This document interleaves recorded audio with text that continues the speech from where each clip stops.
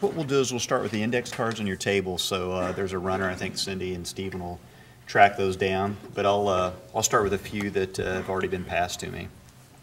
Now it looks like this is a question for Joel. The question is, will DR work the same under an energy-only market and other constructs?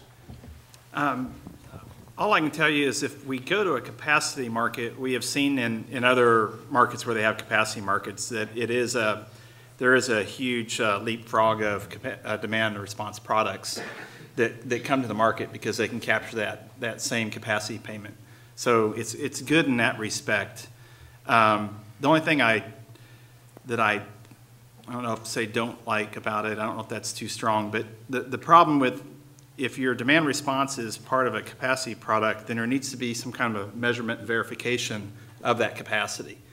And that in itself causes a lot of problems. It doesn't, if you can't define it and measure it and we can't verify it, then you can't sell it to us and we don't want to buy it. And so that, I think you'd agree that limits some of the people that can play. I think a much better way is just, if you don't like the price, don't use it.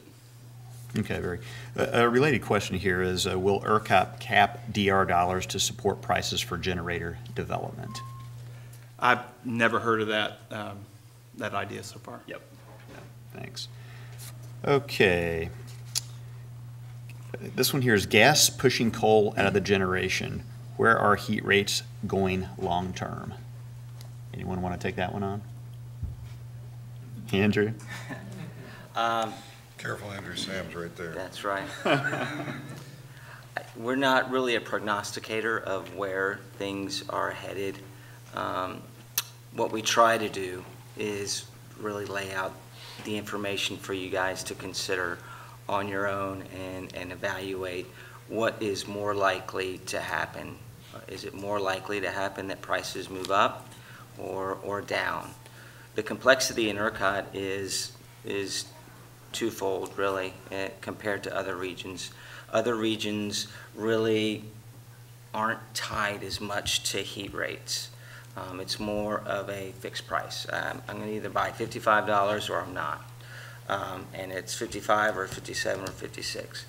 In Texas, heat rates really drive the forward markets. And so heat rates are complex in that it's tied to natural gas. So not only do you have to watch where heat rates are going, the relative value, as I mentioned earlier, of a generation unit, but you also have to know where or have an idea where natural gas is going to go, as evidenced by the charts that we looked at. Heat rates are rising, and there's seem to be some bullish fundamentals behind that. But on the flip side, gas is falling, and it fell precipitously in the last year and a half, 2 years, which offset the rise in heat rates and to the end user's advantage. So quick answer is I can't tell you where they're going. If I could, I wouldn't be here. I'd be in the Caribbean somewhere. You'd be writing Jeff's next book. That's right. So. All right, thanks, Andrew. So this next question is for Jeff, and it may not be fair because I know you're not a power guy, but given, so the question is, given the congestion in the West Zone here in ERCOT, how would you characterize the game? Game of chance, roulette, or mathematical blackjack? I have no idea. I mean, my guess would be that it's this is probably a better way to answer that question. Someone outside in the hall asked me, and this is a question I get a lot, when you think about blackjack, and I prefaced everything that we did in blackjack by saying we had this system that was sort of perfect, right? It's mathematical, it's all objective, it's all subject to data and data-driven, and it's a closed system, and the outside factors really don't matter. The real world isn't like that, and when you try to impose data-driven decision-making on the real world, you obviously come up under practical constraints, like how good is the data, is the world fundamentally changing, is your model subject to change, all those types of things. The goal in life, for me at least, as I look at these things, is to try to make things as much like blackjack as possible, i.e., how do you close the system off, how do you get the best data, how do you understand how things are changing over time, And the better you do that, and the beauty of it is this: when you have a system like Blackjack, because it's so simple to model, and because it's so perfectly modeled, I might be the best blackjack player in the world, but the second best blackjack player is probably just as good as I am. Whereas if you try to model something much harder, like the congestion, whatever grid, whatever you said, right? Since that's a hard problem, if you can do it well, you have a much bigger competitive advantage over the next people that can't do it well. Okay. Very good. I like that. So this next question here, I think, is probably an Eric question. And the question is, if I am doing 4CP management, why should I participate in a DR program as well? Because there's monetary value in your load flexibility. And 4CP is an excellent tool for helping to reduce your overall cost. Demand exposure is an important component when you look at your total energy cost, but it's only one component. And the same principles that drove you to say, I need to manage my demand charge exposure through 4CP should be the same principles that are driving you to recognize that I have a position all the time. And I need to be able to monetize or limit my exposure to that position in the same way that I chose to limit my exposure to demand charges through 4CP management. So 4CP is a tool, demand response is a tool, cashing out values against fixed prices is a tool, option structures are tools. These are all tools, and you need to look at each one of them for the same reasons that you would do 4CP. Okay, thanks. Joel, this question probably tossed to your direction. Transmission in West Zone is an issue. Oil field growth is the major cause. The question is, any movement to promote distributed generation in the oil field?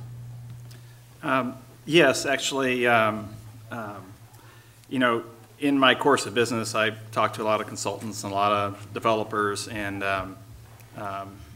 I know of one in particular that, I actually called myself and said, you ought to be looking at this, because they had made their pitch to us about what kind of generation technology they have, and it's fairly quick to deploy and stuff. And so, being an official at ERCOT, I can't be,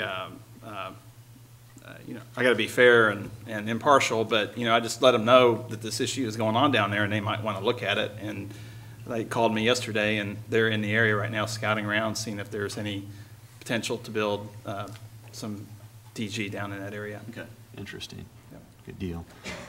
Next question here is a DR question, and the question is there opportunity for regional incentivized DR programs?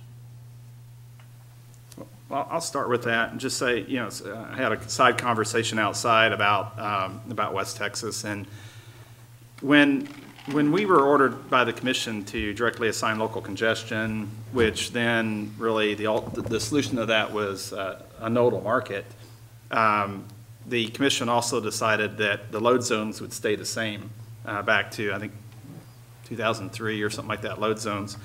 But that provides a lot of certainty to loads, and that the load zones aren't changing, and they can kind of predict what the prices are going to be. But what it kills is any kind of demand response intra-region, if there needs to be demand response intra-region. So the example will be West Texas. If you had smaller zones and you had a zone for just that area, the rest of the zones prices wouldn't be going up because of that problem. It would be a lot higher price, more specific to that area. There's a lot of political ramifications to doing that, but if we want to incent more demand response, we got to make we either need the demand response to be subject to the market clearing prices of nodal prices, or we need to have smaller load zones where you can get a bigger differential in price. Okay, very good. So I'm out of questions up here. Are there any others? Mics? We have a mic. Raise your hand. And any more index cards, or anyone want to take a live question? or is everyone ready for lunch and golf? Which I'm good with. Back here. I'll go first. This question's for Jeff. How many decks can you count into accurately? It doesn't really matter, the amount of decks that you count into, as long as it's a finite amount of decks. So 6 decks, 8 decks, it doesn't really matter. But the main advantage that you have is towards the end of the deck, when there's fewer cards remaining, because the information you have is spread over fewer cards. So ideally, you're playing with 1 deck, 2 decks, but even in the 1 deck, 2 deck situations, the problem is that casinos are much more mindful of you when you're at a 1 deck or 2 deck table than they would be at a 6 deck table.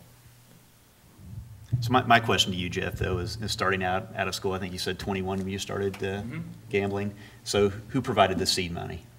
There were investors that had made their money playing blackjack and basically were done playing blackjack or couldn't play anymore, and so they used their money to fund other people. Interesting. Very good. Question back Jeff, here? I had a question. One of your slides showed that there was a 4x advantage to action versus inaction.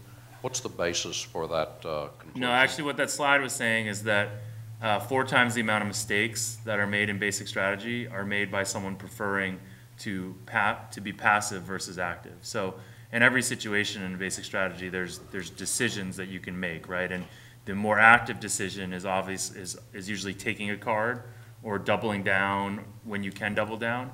And this study basically showed that when people make mistakes, they're favoring inactivity over activity 4 times the amount of time.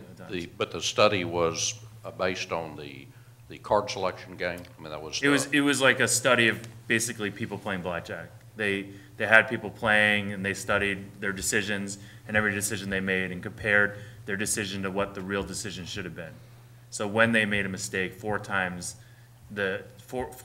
more, it was based on them preferring inactivity over activity. Thank you. Any others? All right, very good. Thanks.